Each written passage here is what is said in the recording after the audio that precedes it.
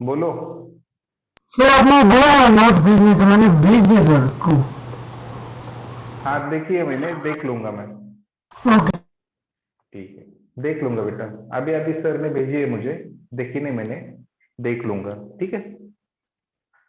Sir आपने बोला था हम आज डिस्कस करेंगे क्या करना कैसे करना। अच्छा अच्छा अच्छा, स्टडी वगैरह करना है।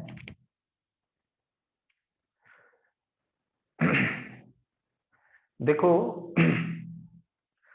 बहुत सारे बच्चों का प्रॉब्लम ये रहता है कि पूरे फिजिक्स, केमिस्ट्री, मैथ्स और बायोलॉजी में, इन चारों सब्जेक्ट में बहुत सारे स्टूडेंट का करीब करीब, जैसे कि सपोज अगर हमने 100 स्टूडेंट्स कंसिडर किए, तो उन 100 स्टूडेंट्स में देखिए, सपोज लगभग टोटल 100 स्टूडेंट्स हैं, तो 100 में से नियर अबाउट एक 60 स्टूडेंट्स, उनका फेवरेट सब्जेक्ट होता है बायोलॉजी। बायोलॉजी को ही पढ़ते हैं, बायोलॉजी। ठीक है। 100 में से कुछ स्टूडेंट ऐसे होते हैं, कुछ स्टूडेंट ऐसे होते हैं, जैसे कि हम कहेंगे करीब करीब एक 20 स्टूडेंट्स ऐसे होते हैं जो केमिस्ट्री वगैरह इस सब्जेक्ट में क्या करते हैं, इंटरेस्ट रखते हैं। और करीब करीब मान लो 15 स्टूडेंट्स ऐसे होते हैं जो मैथ्स को अपना थोड़ा फेवरेट सब्जेक्ट क्या करते हैं, मान के चलते हैं। लेकिन 5 ही स्टूडेंट ऐसे होते हैं जो फिजिक्स की पढ़ाई करते हैं, और फिजिक्स उनको क्या लगता है, बहुत बढ़िया, बहुत अच्छा लगता है। ठीक है, ये थोड़ा कम ज्यादा भी हो सकता है। और फिजिक्स फिजिक्स के लिए इतने कम स्टूडेंट, इतने कम बच्चे क्यों इंटरेस्टेड रहते हैं?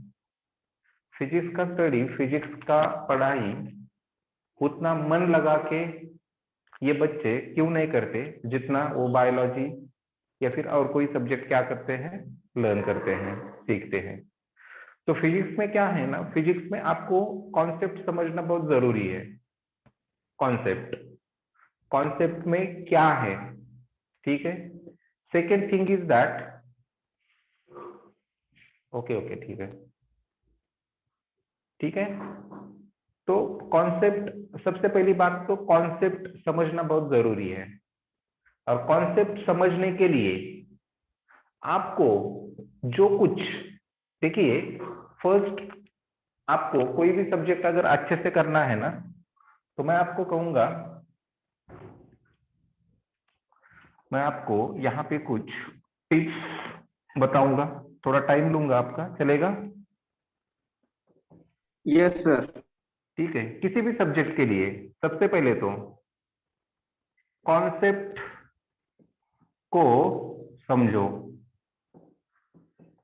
कॉन्सेप्ट को समझ लो, क्या पढ़ना है करके। ठीक है, कॉन्सेप्ट समझ लो, किसी भी सब्जेक्ट की होगी वो, फिजिक्स, मैथ, केमिस्ट्री, बायोलॉजी। ठीक है। ज्यादातर जो कैलकुलेटिव सब्जेक्ट होंगे जैसे कि फिजिक्स, अब देखिए मैथमेटिक्स में भी क्या होता है, कैलकुलेशन होता है, कॉन्सेप्ट थोड़ी बहुत यूज होती है, लेकिन फिजिक्स के इतनी नहीं होती। फिजिक्स में कैलकुलेशन प्लस कॉन्सेप्ट होता है, कॉन्सेप्ट की आपको अंडरस्टैंडिंग होनी चाहिए। तो सबसे पहले तो कॉन्सेप्ट को समझो। ठीक है। Second thing is that, class में क्लास में जो भी रनिंग चैप्टर शुरू है, रनिंग चैप्टर, उस चैप्टर को, रनिंग चैप्टर के हर कॉन्सेप्ट को उसी दिन उसी दिन रिवाइज करो, रिवाइज करो। ठीक है। थर्ड थिंग इज दैट, अब आज सपोज आज फिजिक्स का एक लेक्चर खत्म होता है, और फिजिक्स के इस लेक्चर में सपोज मैंने आपको आज सिखा दिया डायमेंशनल एनालिसिस का थर्ड एप्लीकेशन। तो इस थर्ड एप्लीकेशन को आप आज ही क्या करेंगे, रिवाइज करेंगे, अच्छे से रिवाइज करेंगे। अगर कुछ न्यूमेरिकल्स उसमें हमने लिए हैं तो आप घर जाके बिना देखे उसे क्या करेंगे, सॉल्व करेंगे और बार बार करेंगे। ये होने के बाद इसे ज्यादा टाइम नहीं लगेगा, इसे आधा से पौन घंटा इतना टाइम लगेगा एक लेक्चर अच्छे से रिवाइज करने के लिए, ठीक है। रिवाइज होने के बाद अब आप सभी के पास किताबें होती है, बुक्स होती है, हर सब्जेक्ट की होती है। तो ये रिवीजन आज के लेक्चर का, आज शाम में, आज नाइट में आपने रिवीजन करने के बाद, रिवाइज करने के बाद, सेकेंड थिंग इज दैट उसी सब्जेक्ट का आपको क्या करना है, आपके पास जो बुक है, मान लो कि स्टेट बोर्ड की बुक है या फिर एनसीईआरटी की बुक है, तो आपको आपको क्या करना है, आपको वो बुक खोलनी है, उस बुक के उस पेज पे जाना है, उस पन्ने पे जाना है, जो पन्ना, जो पेज सर ने आज क्लास में क्या किया था, दिखाया था, वो एक बार देख लो। देखने के बाद आपको बिल्कुल अंदाजा आने लगता है कि सर, फिजिक्स के सर दूसरे दिन क्या टीच करने वाले हैं, क्या सिखाने वाले हैं। इतना तो समझ सकते हो ना बेटा, यस नो? मतलब यस अंदाजा तो लगाया जा सकता है कि सर कल क्या पढ़ाएंगे। मतलब डायमेंशनल एनालिसिस का आज थर्ड एप्लीकेशन हो गया, तो थर्ड एप्लीकेशन के बाद इस यूनिट एंड डायमेंशन में नेक्स्ट वाला आर्टिकल कौन सा है, नेक्स्ट वाली कॉन्सेप्ट कौन सी है, ठीक है। तो उस कॉन्सेप्ट को, उस आर्टिकल को ध्यान से आपको क्या करना है, पढ़ना है। भले ही वो कॉन्सेप्ट आपके पूरी तरह से 100% आप क्या नहीं कर पाओगे, उसे एडॉप्ट कर नहीं पाओगे, समझ नहीं पाओगे, लेकिन नियर अबाउट 10%, 5%, 20%, किसी का 50% भी हो सकता है किसी को पूरी कॉन्सेप्ट समझ में भी आ सकती है। सर कल नेक्स्ट वाले दिन क्या पढ़ाने वाले हैं, ये आपके समझ में भी आ सकता है, समझ में भी आ सकता है। तो कुछ बच्चे ऐसे होंगे कि कल सर जो पढ़ाने वाले हैं वो मेरे आज ही समझ में आ गए। इसका फायदा क्या होगा आपको, थोड़े ना थोड़े मायने में, कुछ ना कुछ मायने में, कुछ ना कुछ मायने में आपको वो कॉन्सेप्ट जब मैं दूसरे दिन पढ़ाऊंगा, तो कुछ ना कुछ कॉन्सेप्ट, मतलब क्लास में जो मैं पढ़ाऊंगा वो कॉन्सेप्ट आप खुद ही रिलेट करने लगोगे। कल रात में आपने जो पढ़ा था उसके साथ उसका संदर्भ लगाने की कोशिश करोगे। And I am sure that, मुझे यकीन नहीं, 101% भरोसा है कि इस तरह से अगर आप पढ़ाई करोगे ना, तो वो दूसरे दिन की कॉन्सेप्ट आप कभी भी भूल नहीं पाओगे, कभी भी नहीं भूलोगे। तो हर दिन की यही आपको क्या करनी है, स्ट्रैटेजी बनानी है। स्ट्रैटेजी क्या बनानी है, आज का आज ही करना है, आज का आज ही करना है। सेकेंड, कल जो होने वाला है वो भी आज ही पढ़ाना है, वो भी क्या करना है, आज ही सीखना है, आज ही पढ़ना है। कल तो सर उनके हिसाब से पढ़ा देंगे। सर बुक में तो है क्या? आप थोड़ा एक्सपीरियंस लेके मतलब एक्सपीरियंस करो। ये जो टेक्निक बताई है ना, ये टेक्निक आपके बहुत काम आएगी, ठीक है। तो मैंने क्या कहा था, क्लास में जो रनिंग चैप्टर है उसकी जो कॉन्सेप्ट है उसी दिन रिवाइज करो। उसके बाद थर्ड क्या बताया था मैंने, नेक्स्ट डे की कॉन्सेप्ट, आज ही पढ़ लो, ठीक है। नेक्स्ट डे जो कुछ होने वाला है, ज्यादा टाइम मत दो उसके लिए, आधा घंटा 15 मिनट, जो कुछ एक पेज आप पढ़ना चाहते हो तो उतना ही पढ़िए, और थोड़ा अंदाजा, थोड़ा उसका मीनिंग निकालने की कोशिश कीजिए।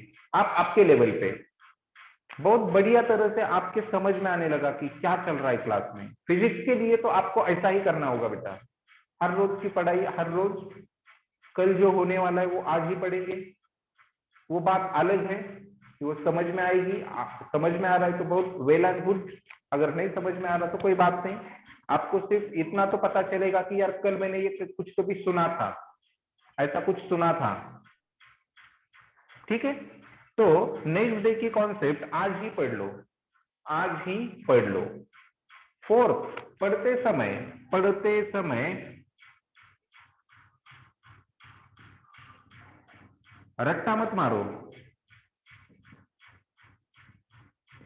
रट्टा मत मारो। मान लो कि सपोज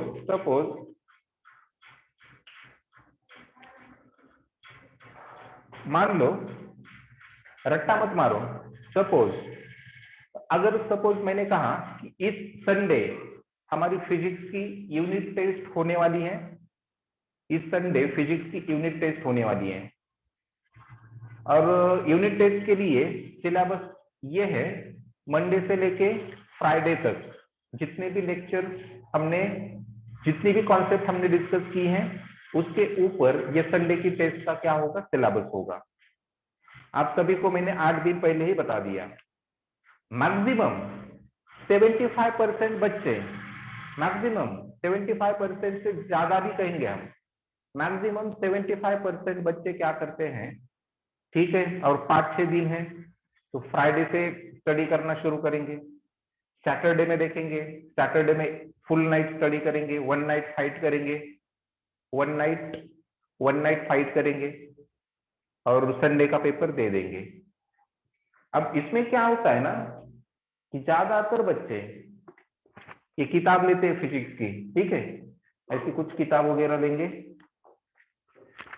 यूनिट्स एंड डायमेंशन खोलेंगे, ठीक है, और सपोज आपको इतना पता होता है कि यूनिट्स एंड डायमेंशन पे फोर्स का डायमेंशन, प्रेशर का डायमेंशन, वेलोसिटी का डायमेंशन, ये डायमेंशंस पता होने चाहिए। सबसे पहले तो आप क्या करोगे, डायमेंशंस वगैरह लर्न करने की कोशिश करोगे। I am I right, yes no? Yes sir. मतलब आपको हर चैप्टर की बेसिक रिक्वायरमेंट तो पता है ना, यूनिट्स एंड डायमेंशन करना है तो यूनिट्स एंड डायमेंशन की बेसिक रिक्वायरमेंट क्या है बेटा? डायमेंशंस। डायमेंशन हाँ म्हणजे हाँ, yes yes yes, dimensions, dimensions पता होने चाहिए, हर चैप्टर की बेसिक रिक्वायरमेंट होती है, जैसे कि यूनिट्स एंड डायमेंशन के डायमेंशन पता होने चाहिए।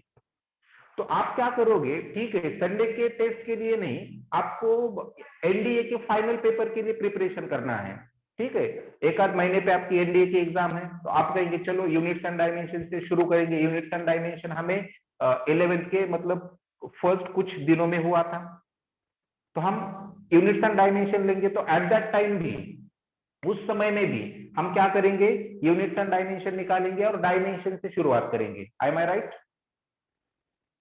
Yes sir. अब देखिए, मैक्सिमम 75% बच्चे ऐसे होते हैं, फिजिक्स का बुक लेते हैं, बुक लेने के बाद ऐसे बैठते हैं, वो टेबल पे बैठेंगे, सॉरी चेयर एंड टेबल पे बैठेंगे, कैसे बैठेंगे, ठीक है, अपने अपनी पढ़ाई की जगह पे बैठ जाते हैं। और बैठने के बाद देखिए, जैसे कि सपोज मुझे फोर्स का डायमेंशन लर्न करना है, फोर्स का, तो मैं क्या करता हूं, देखिए, force is equals to mass into acceleration, force is equals to mass into acceleration, force is equals to mass into acceleration, force is equals to mass into acceleration। समझ में आ रहा है मैं क्या कर रहा हूं? तो इधर देखिए, यस इधर इधर देखिए, force is equals to mass into acceleration, यही होता है ना? हाँ सर। आप क्या करते हो, बुक सामने रखते हो और फॉर्मूला रटने की कोशिश करते हो, है ना? Yes sir. तो ये मत करो, ये मत करो, ये टेम्पररी आपके आपके दिमाग में रहेगा, टेम्पररी रहेगा।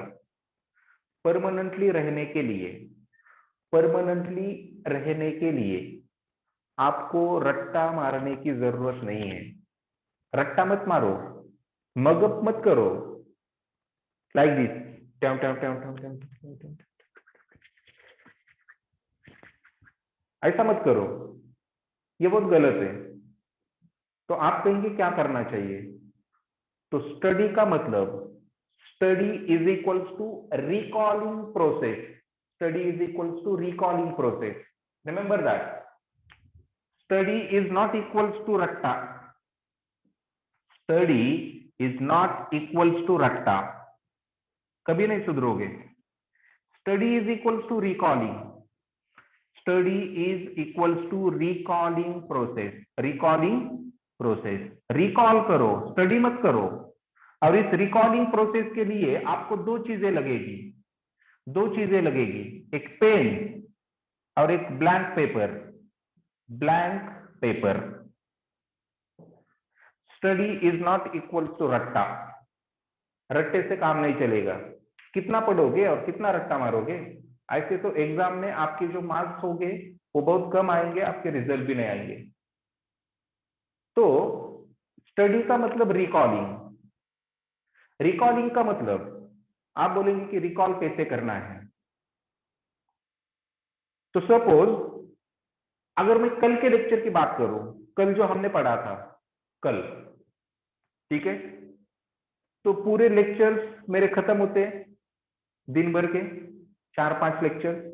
और सपोज मैंने डिसाइड कर लिया कि दोपहर से, मतलब मैं खुद सपोज 3 बजे से क्या करता हूं, मेरा स्टडी स्टार्ट करता हूं, ठीक है। 12 बजे मेरे पूरे लेक्चर खत्म होते हैं हर रोज के ऑनलाइन, ठीक है। ऑफलाइन चलेगा तब भी इसी तरह का रूटीन हम क्या करेंगे, फॉलो करने की कोशिश करेंगे। 3 बजे आप क्या करते हो, स्टडी के लिए बैठते हो। 3 बजे स्टडी के लिए बैठने के बाद चलो ठीक है, आपने फिजिक्स उठा लिया, फिजिक्स आपने उठा लिया, तो फिजिक्स का बुक, नोटबुक खोलने से पहले, फिजिक्स का बुक नोटबुक खोलने से पहले एक पेन और एक पेपर लेना है, एक ब्लैंक पेपर। उसके लिए लगा तो एक आध छोटी नोटबुक बना लो 200 पेजेस की, ठीक है। तो फिजिक्स का स्टडी करते समय, फिजिक्स का मुझे स्टडी करना है। अब वैसे देखा जाए तो आपके लिए एक खास बात ऐसी है कि आपका सिलेबस इतना कुछ हुआ ही नहीं है। अगर सिलेबस बढ़ेगा ना, नंबर ऑफ चैप्टर जैसे भी हमारे कंप्लीट होते चलेंगे ना, तो आपको स्टडी, आपको पढ़ाई का जो लोड होगा ना वो बहुत हेवी हो जाएगा। तो अभी से इन, मतलब इन सभी स्ट्रैटेजीज को, इन सभी क्या कहेंगे, इन सभी प्रिंसिपल्स को आप फॉलो करते चलो। तो सपोज मैंने क्या किया, मैंने मेरा स्टडी 3 बजे शुरू किया, ठीक है। सपोज मैंने क्या किया, 3 बजे मेरा स्टडी शुरू किया, 3 PM, ठीक है। और सबसे पहला सब्जेक्ट मैंने लिया स्टडी के लिए फिजिक्स, फिजिक्स, ठीक है। तो क्या करो, ये फिजिक्स बुक में, नोटबुक में देखने से पहले, बुक में नोटबुक में देखने से पहले एक पेन और पेपर लो, और उस पेन और पेपर पे, उस पेपर पे आपने फिजिक्स में या फिर फिजिक्स के लेक्चर में आज क्या क्या सुना, क्या क्या डिस्कस किए, कौन से न्यूमेरिकल सॉल्व किए, कौन से न्यूमेरिकल सॉल्व किए, कौन से फॉर्मूले लर्न किए, इसे लिखने की कोशिश करो, लिखने की कोशिश करो, इसे लिखने की क्या करो, कोशिश करो। अब देखिए, ये कोशिश करते समय आपको बहुत तकलीफ होगी, आपको लेक्चर पूरी तरह से याद ही नहीं आएगा। Am I right? Yes, sir. Yes, sir. Just give 10 to 15 minutes for this activity, हर रोज 10 से 15 मिनट, मान लो मैक्सिमम 30 मिनट, आधा घंटा दे दो। लेकिन इससे क्या होगा ना, आपको याद करने की आदत लग जाएगी, याद करने की आदत लग जाएगी। अभी हमें आदत क्या है ना, जब किताब हमारे सामने होता है ना, नोटबुक हमारे सामने होती है ना, तभी हम याद कर पाते हैं या फिर कुछ चीजों को हम समझ पाते हैं। लेकिन एग्जाम में तो ये वाला फॉर्मूला काम नहीं करेगा, किताब होगी, नोटबुक होगी तो ही मैं याद कर पाऊंगा। आपको न्यूट्रल बैठ के, without book, without notebook, without any reference, आपको क्या करना है, रिकॉल करना है कि सर ने आज 10 बजे जैसे भी लेक्चर शुरू हुआ, उस पेपर पे आप, मतलब यही ऐसे भी शुरू कर सकते हैं कि सर ने जब लेक्चर शुरू किया तो सर ने सबसे पहले गुड मॉर्निंग बोला, नहीं नहीं आज के लेक्चर में सर ने गलती से गुड आफ्टरनून ही बोल दिया। यही, यहां से भी आप शुरुआत कर सकते हैं बेटा। Are you getting my point? Yes sir. वो हर एक्टिविटी, वो हर चीज मेरे लेक्चर की आपके दिमाग में, आपके जहन में बैठनी चाहिए। गुड मॉर्निंग कहा, गुड आफ्टरनून कहा, वॉट एवर इट में बी। उसके बाद सपोज अब देखिए मैं क्या करूंगा, मैं आपके जैसा ही कल का लेक्चर रिवाइज करने की कोशिश करूंगा। अब उसे रिवाइज करने के लिए मैंने रट्टा नहीं मारा बेटा, रट्टा बिल्कुल नहीं मारा। ठीक है, मुझे तो पता भी नहीं था कि इन चीजों के बारे में आज हमें डिस्कस करना है, मैंने तो शुरू कर दिया था मुझे जो आपको सिखाना था, रट्टा नहीं मारा। अब मैं क्या करूंगा, कल का लेक्चर पूरा यहाँ पे लिखने की कोशिश करूंगा। पूरा तो हो नहीं पाएगा मेरे से, पूरा तो नहीं हो पाएगा, लेकिन देखेंगे हमें कितना मतलब याद आता है। ठीक है, और आप भी बिना नोटबुक खोले, बिना बुक देखे, बिना एनी रेफरेंस आप मुझे यहाँ पे बताने की कोशिश करेंगे, चलेगा?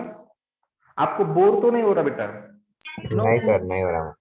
हाँ, तो देखो कल का लेक्चर में यहाँ पे क्या करूंगा, मैं खुद ही क्या करूंगा, रिवाइज करने की कोशिश करूंगा।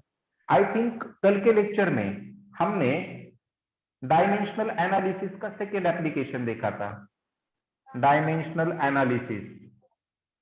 और इस डायमेंशनल एनालिसिस का सेकेंड एप्लीकेशन देखा था। ये ऐसे मुद्दे सर लिखो। दरवाजे की वजह से नहीं दिख रहा, वो लाइट आ रहा है। ओके ओके, ठीक है ना? तो ये लिखने की जरूरत नहीं है, इधर हम थोड़ा रिवाइज करेंगे, ठीक है? ये लिखने की सिर्फ याद रखो। और वैसे भी रिकॉर्डेड लेक्चर है तो आप देख सकते हैं बाद में भी क्या करना है, ठीक है? देखो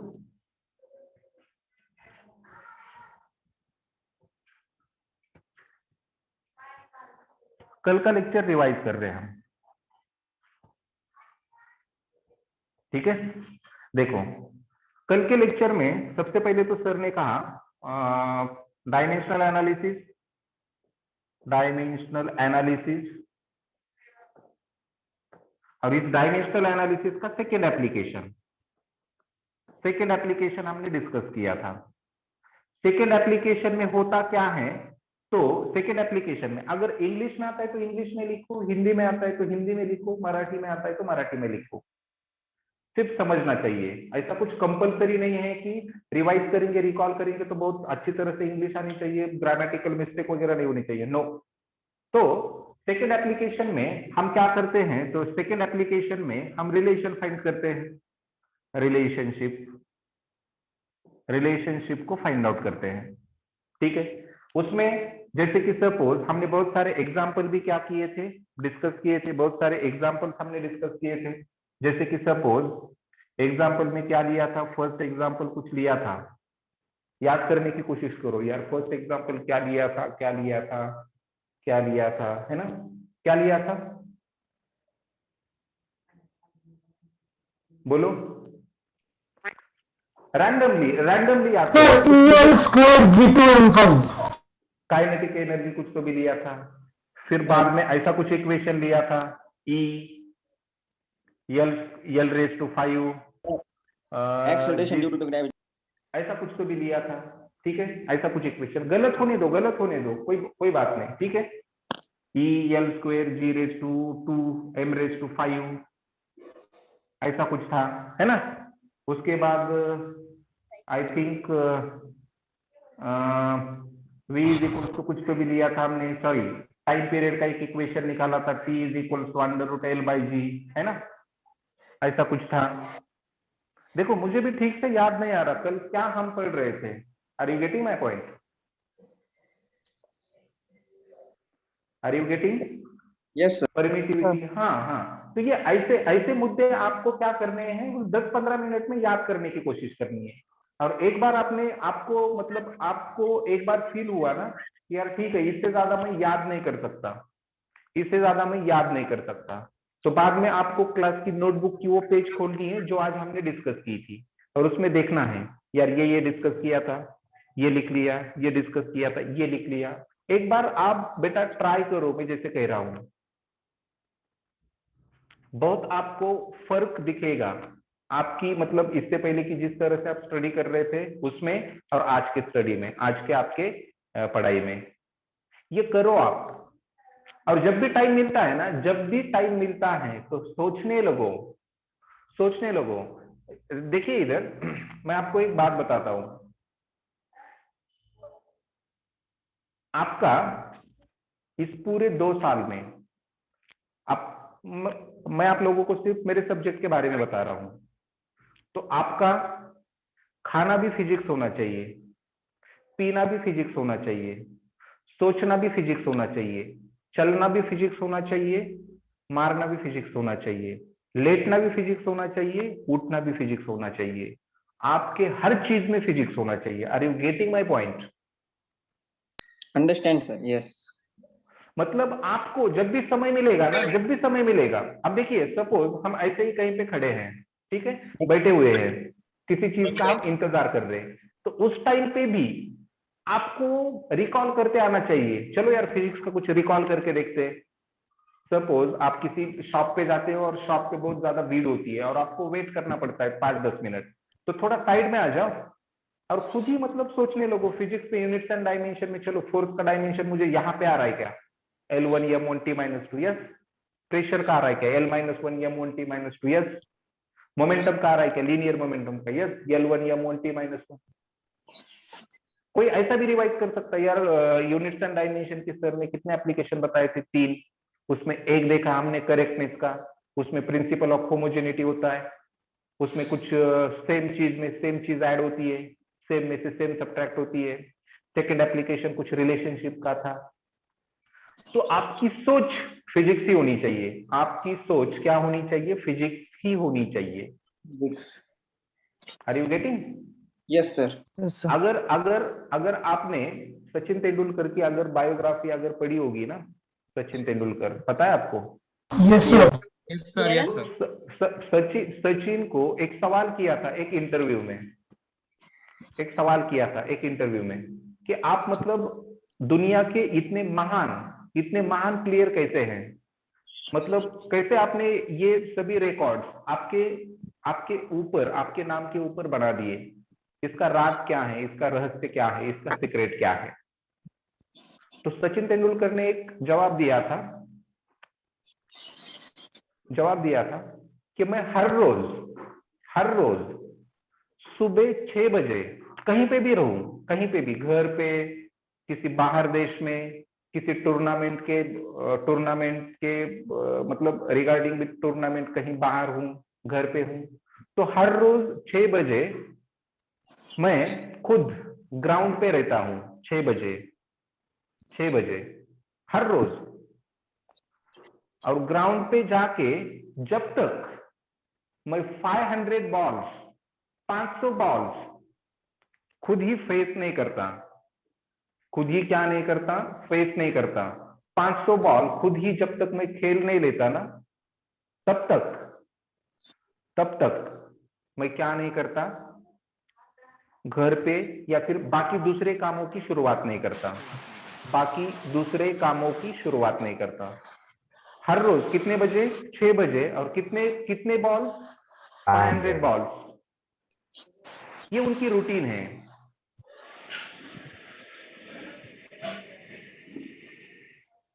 चलो ठीक है, वो देखिए, ओम ओम मोरे, आप सुनिए, हमें बहस नहीं करनी कौन अच्छा है कौन बुरा है। हम क्या करते हैं ना, इसका उसका देखने में ही, इसका उसका देखने में ही हम झगड़े करते बैठते हैं। लेकिन हमें क्या सीखना है? ठीक है, सचिन तेंदुलकर 100% करेक्ट नहीं होगा, 100% वो आइडियल भी नहीं होगा, लेकिन कुछ चीजें तो उसमें होगी ना जो हम एक्सेप्ट कर सकते हैं, अपना सकते हैं हम उसे। ठीक है, तो 500 डिलीवरीज, 500 कॉल फेस करने के बाद बाकी दूसरे कामों की शुरुआत होती है। तो इंटरव्यू लेने वाला जो जो ये था ना पत्रकार, तो वो बड़ा होशियार था। दूसरा क्वेश्चन उसने सचिन को पूछ लिया कि यदि आपने पहले दिन सपोज सेंचुरी मारी है, डबल सेंचुरी की है, या फिर कोई वर्ल्ड रिकॉर्ड बनाया है, तो आपको वो उत्सुकता नहीं रहती कि दूसरे दिन पेपर में मेरी कैसी फोटो क्या है छिपी है, किस तरह की फोटो आई है, मैं कैसे दिख रहा हूं, इसकी आपको उत्सुकता नहीं रहती क्या? तो सचिन का उस पे भी एक बहुत ही सुंदर और बहुत ही सुंदर सा और बहुत ही प्यारा सा और बहुत ही हमारे लिए इंपॉर्टेंट ऐसा रिप्लाई था। तो सचिन ने कहा, आज आज जिस जगह पे मैं हूं, उस जगह पे मैं आज सिर्फ केवल इसलिए हूं ताकि मैं, मेरे खाने में क्रिकेट है, मेरे चलने में क्रिकेट है, मेरे सोचने में क्रिकेट है, मेरे बोलने में क्रिकेट है, मेरे सोने में क्रिकेट है, मेरे हर चीज में क्रिकेट है। और मैंने ही वो रिकॉर्ड बनाया है ना, तो मैं उसे क्यों देख लूं? जिसके कारण वो रिकॉर्ड बना है उस पे मैं फोकस करता रहूंगा, तो उस जगह पे रहना मेरे लिए क्या रहेगा? आसान रहेगा। Are you getting my point? Yes sir. हाँ। अब दूसरा दूसरा एक ऐसा कहा था सचिन ने कि जिस दिन मेरे 500 बॉल की प्रैक्टिस होती नहीं है ना, तो उस दिन मैं कुछ तो भी मिसिंग, कुछ तो भी मेरे लाइफ में कुछ तो भी चेंज मैं महसूस करता हूं। और बार बार मुझे फील होता है कि ये चेंज मेरे लिए अच्छा नहीं है, ये चेंज मेरे लिए बिल्कुल भी अच्छा नहीं है। Something is missing. Are you getting my point? तो हमने तय कर लिया है ना कि हम एनडीए करेंगे, जेडबलई करेंगे, नीट करेंगे, सीईटी करेंगे, what ever it may be. तो पूरे 2 साल हमारे सोच में एनडीए, जेडबलई, नीट, सीईटी यही होना चाहिए, बिल्कुल यही होना चाहिए। पूरी तरह से समर्पण होना चाहिए, पूरी तरह से डेडिकेशन होना चाहिए। और हर रोज मतलब आपको भी कुछ तो भी मिसिंग लगना चाहिए। अगर आपकी 4 घंटों की पढ़ाई आज के दिन पूरी नहीं होती, आप नहीं कर पाते, तो समथिंग इज गोइंग रॉन्ग। कुछ तो भी रॉन्ग हो रहा है, कुछ तो भी मिसिंग हो रहा है, ये आपको फील होना चाहिए। Are you getting? Yes sir. हाँ। तो इस तरह से कुछ होना चाहिए बेटा। मतलब जो भी महान व्यक्ति बनते हैं, जो भी महान इंसान बनते हैं, वो एक दिन में ही नहीं बनते बेटा। मतलब हिमालय पे अगर आप हेलीकॉप्टर से जाओगे तो आपकी फोटो टाइम्स ऑफ इंडिया में छप के नहीं आएगी। आपको स्टार्ट करनी होगी बेस से। बेस से एक एक स्टेप करके आप जब हिमालय पे जाओगे ना, एट दैट टाइम आपकी चर्चा होगी, आपके नाम पता होगे, आपकी मतलब बहुत ज्यादा तारीफ होगी। Are you getting? तो Yes. इसेंशियल इज दैट हम कहां से स्टार्ट करें? बेसिक से स्टार्ट करें, बेस से स्टार्ट करें।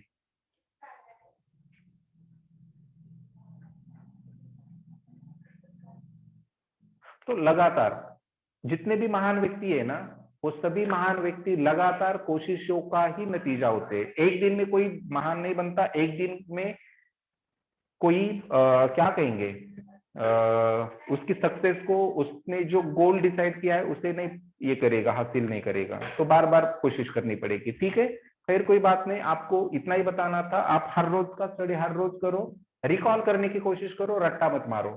ठीक है, चलेगा?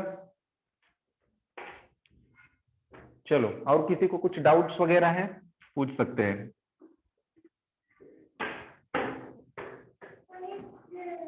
मेरी आवाज आ रही है बेटा?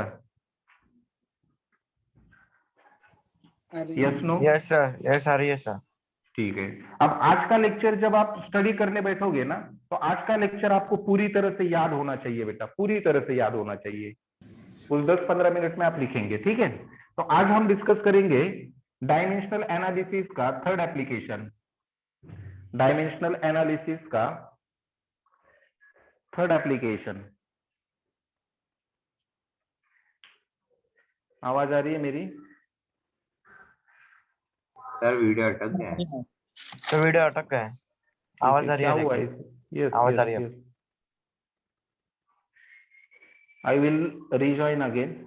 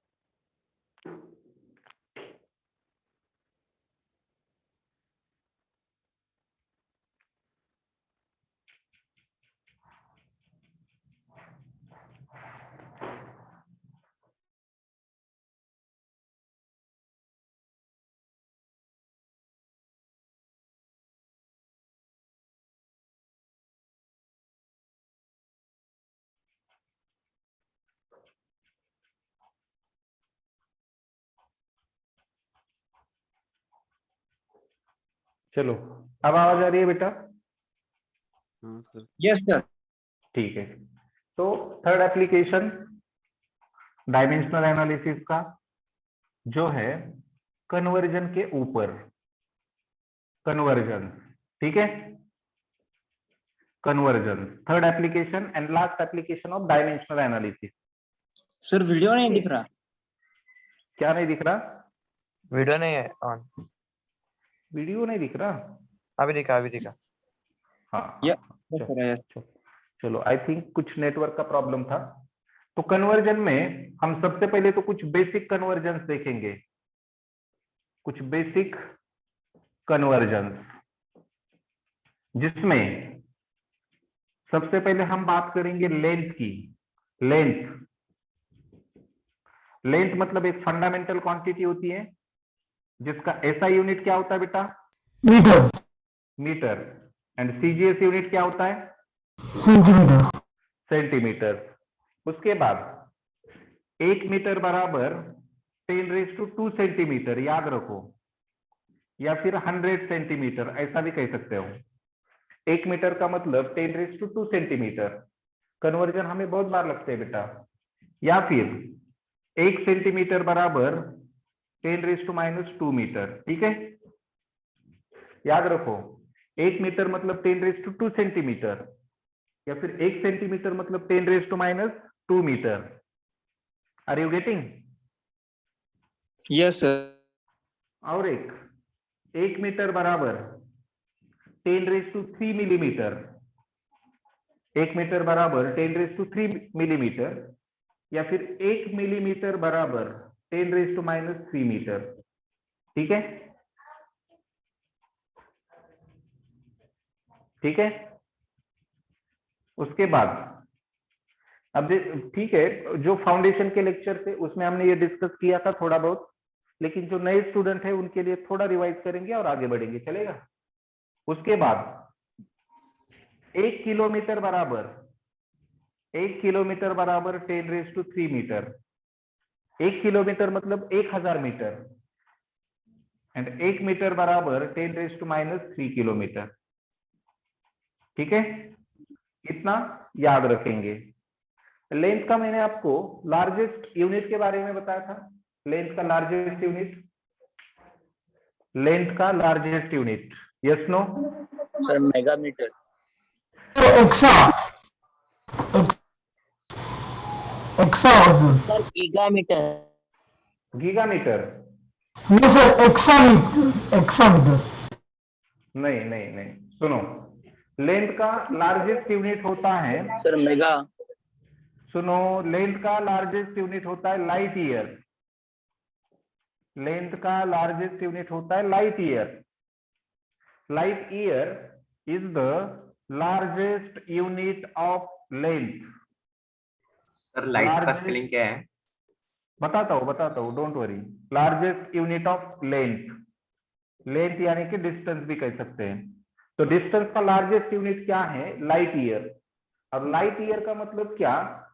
तो सनलाइट ने सन से लेके अर्थ सरफेस तक पूरे एक साल में 365 डेज में जो डिस्टेंस ट्रैवल किया होता है ना, उस डिस्टेंस को कहा जाता है light year. 9.46 into 10⁻15 metre. Yes yes, light year मतलब क्या? तो लाइट ईयर मतलब डिस्टेंस यानी कि length travelled by sunlight from sun to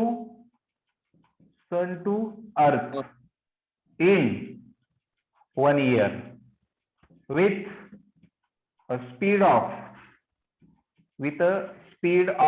3 into 10 raised to 8 metre per second. पूरे एक साल में सन से लेके अर्थ के सरफेस तक जो भी डिस्टेंस होता है ना ट्रैवल किया हुआ, उस डिस्टेंस को कहा जाता है 1 लाइट ईयर। पूरे एक साल में, ठीक है। अब कितना डिस्टेंस ट्रैवल होता है, तो 1 light year is equal to, remember that 9.46 yes 1 light year is equal to 9.46 into 10 raised to 15 metre. मतलब लाइट एक साल में इतना डिस्टेंस सन से लेके अर्थ तक क्या करता है, ट्रैवल करता है। Are you getting my point? Yes sir. तो आप कहेंगे सर ये इतना डिस्टेंस हर साल कैसे ट्रैवल करता है? क्योंकि लाइट की स्पीड स्पेस में या फिर एयर में ये कांस्टेंट होती है, एंड अर्थ एंड सन का डिस्टेंस भी कांस्टेंट होता है। Are you getting?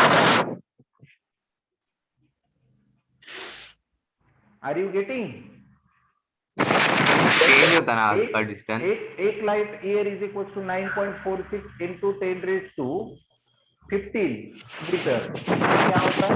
Light year. इसका तो भी माइक ऑन है। अब जिस तरह से लेंथ का वीडियो पॉज हो यूनिट होता है। बोलो क्या सर आपका वीडियो पॉज हो रहा है बार बार। अभी दिखाई दे रहा है?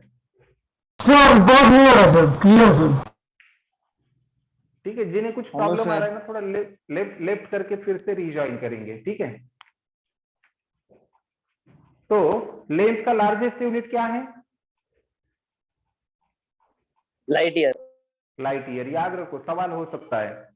एनडीए के लिए बेसिकली सवाल हो सकता है, ठीक है। नीट जेडब्ल्यू के लिए इतना बेसिक सवाल नहीं पूछेंगे। तो लाइट ईयर मतलब distance travel by light from sun to earth surface with speed of 3 into 10 raised to 8 metre per second. And एक लाइट ईयर मतलब एक साल में सनलाइट कितना डिस्टेंस ट्रैवल करता है, तो होता है 9.46 into 10 raised to 15 मीटर, ठीक है। उसके बाद आपका माइक बंद करो। उसके बाद लेंथ का स्मॉलेस्ट यूनिट क्या होता है? तो लेंथ का स्मॉलेस्ट यूनिट है angstrom, not picometre, angstrom. Length का स्मॉल यूनिट है एंगस्ट्रॉम, जिसे डिनोट किया जाता है कैपिटल ए और उसके ऊपर ऐसा 0 होता है। हाँ। और 1 angstrom is equals to 10 raised to minus 10 metre, ऐसा होता है। 1 angstrom is equals to कितना metre? 10 raised to minus 10। 10 raised to minus 10 का मतलब 0.0000000090 और उसके बाद 1 metre. Are you getting? Yes sir. Largest होगा लाइट sir. ईयर, स्मॉलेस्ट, सबसे स्मॉलेस्ट होगा क्या? एंगस्ट्रॉम। इस एंगस्ट्रॉम से क्या किया होता है ना, जो एटम्स होते हैं, एटम्स, मॉलिक्यूल्स, उनके डिस्टेंसेस, उनकी रेडियस वगैरह मेजर की जाती है, ठीक है। किसकी रेडियस? एटॉमिक रेडियस, एटम की रेडियस वगैरह। एटम दिखने में छोटा होता है ना, हाँ। सब एटॉमिक पार्टिकल्स के डिस्टेंसेस मेजर करने के लिए एंगस्ट्रॉम यूज किया जाता है, ठीक है। बोलो सर लिखना है। ठीक है, चलो लिखो इसे। सर फर्मी भी हो सकता है ना, स्मॉल यूनिट। देखिए बेटा सर किसका तो भी आवाज आ रहा है। किसका तो माइक ऑन होने से बहुत आवाज आ रहा है। माइक बंद करो बेटा, माइक बंद करो, खर ऐसे आवाज आ रही है। फर्मी नहीं हो सकता रे। सर देखिए आपने लिखवाया भी है सर, वो लिस्ट एसआई प्रीफिक्सेस में, तो उसमें 10 raised to minus 18 ऑटो आता है सर। सुनो मेरी बात, सुनो मेरी बात। Sir, जो वो मैंने लाइट बताया, अरे यार सुनिए, जो मैंने आपको पिको फर्मी वगैरह बताया था ना, तो these are the only prefixes,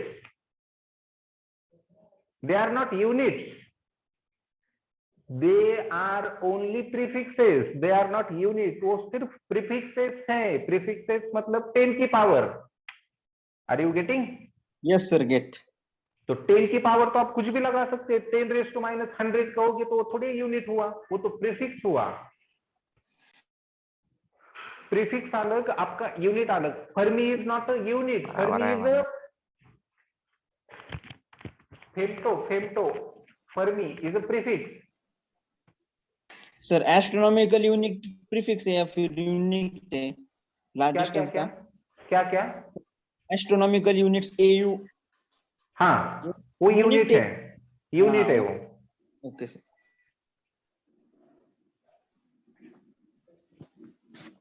sir वो लाइट के LIGUT है क्या? 1 light year is ये equals to 9.4 3 into 10 spelling sir, raised to 8। Spelling sir, spelling है उसकी। LIGHT और ईयर YEAR। सर आपने यू लिखा है उसके क्या लिखा है? UT LIGUT। लिखा है। नहीं रे, ये यच लिखा है, यच। भावनाओं को समझो, दिस इज यच। भावनाओं को समझो। अब हो गया? All right sir now. हो गया। मेरी भावना आपकी समझ में नहीं आती? आती है sir. अरे थोड़ी थोड़ी यार, आती है। थोड़ी थोड़ी आती है, पूरी भावना आनी चाहिए आपको। मेरी जो भावना है वही आपकी होनी चाहिए, है ना? Yes sir. वही भावना कौन, ये मत पूछो। भावना मतलब भावना, ठीक है? भावना के साथ साथ श्रद्धा भी होनी चाहिए आपकी इसके ऊपर। मेरी तो सब यस सर। श्रद्धा होनी चाहिए, बहुत बड़ी आपकी साधना होनी चाहिए, तभी जाके आप किसी सिद्धि को पा सकते हैं, है ना? yes sir. ऐसे है। sir तो भावना, हाँ बोलो। नहीं सर, वो क्वेश्चन ही अलग है मेरा, जाने दो। नहीं नहीं, बोलो बेटा बोलो, क्या है तो? सर जब तो ग्रेविटी 10 हो जाएगी तो क्या होगा सर? ग्रेविटी डायरेक्ट 10 हो जाए, 9.8 में डायरेक्ट 10 हो जाएंगे तो क्या होगा? वो 10 ही होती है ना। नहीं, पर 9.8 होती है ना अप्रोक्सीमेटली। अब देखिए, इसके बाद यूनिट्स एंड डायमेंशन में राउंड ऑफ नाम की एक टेक्निक है, round of. Round of. Sir आपका माइक ऑफ हो गया। माइक ऑफ हो गया। हेलो सर, आपका माइक ऑफ हो गया। माइक ऑफ हो गया सर सर। माइक ऑफ हो गया, माइक।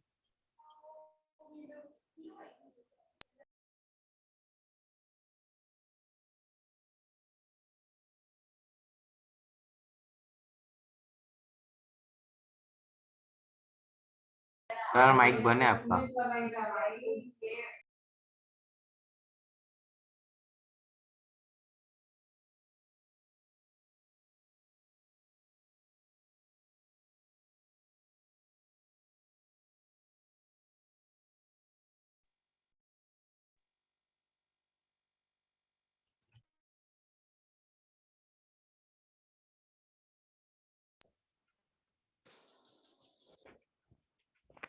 तो 9.8 ही होता है या फिर अप्रोक्स 10 होता है।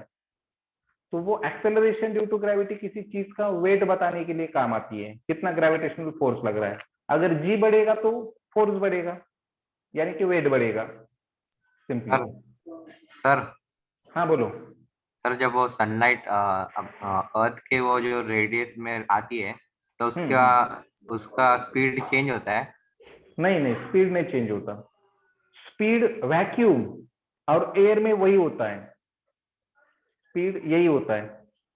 अगर यही यही लाइट अगर वाटर में से चली जाएगी ना, किसी लिक्विड में से चली जाएगी, ग्लास में से चली जाएगी, तो स्पीड चेंज होगी। लेकिन एयर और फ्री स्पेस में इतनी होती है, 3 into 10⁸। हाँ और कुछ? नो सर, कुछ भी नहीं। चल, हो गया ये लिखना।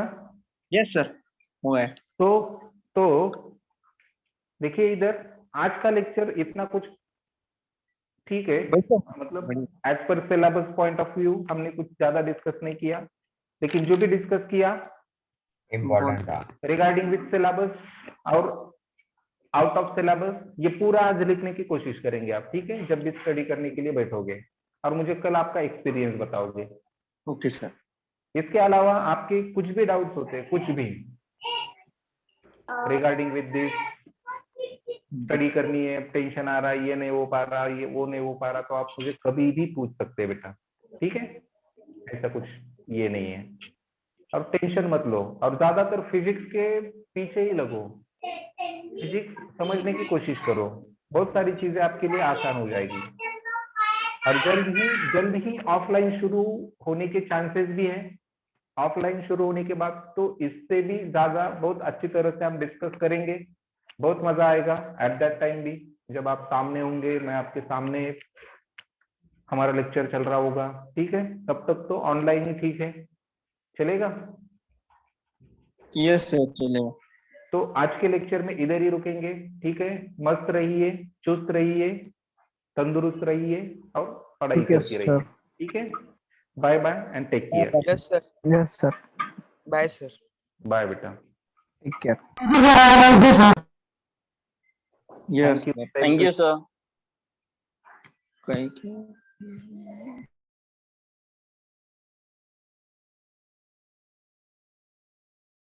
Hello sir.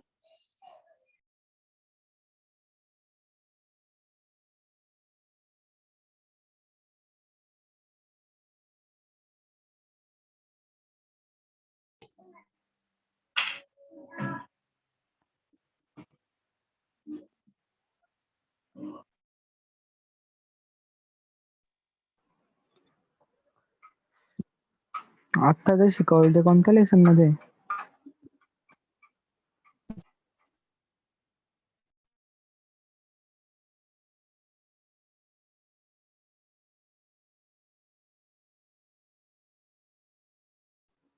Rishikesh,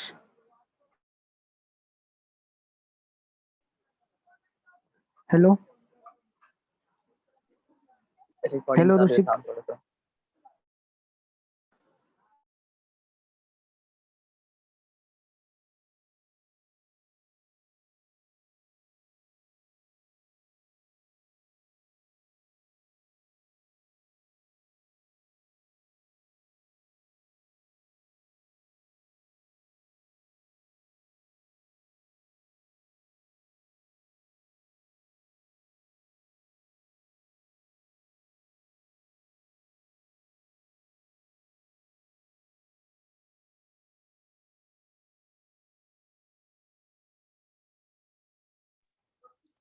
sir recording बंद करो ना.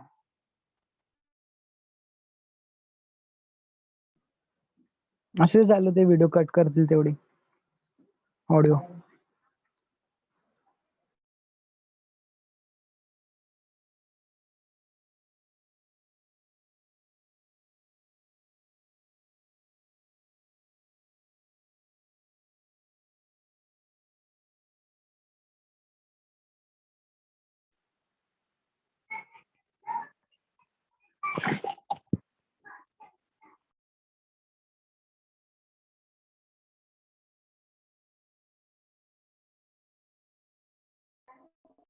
Hello sir.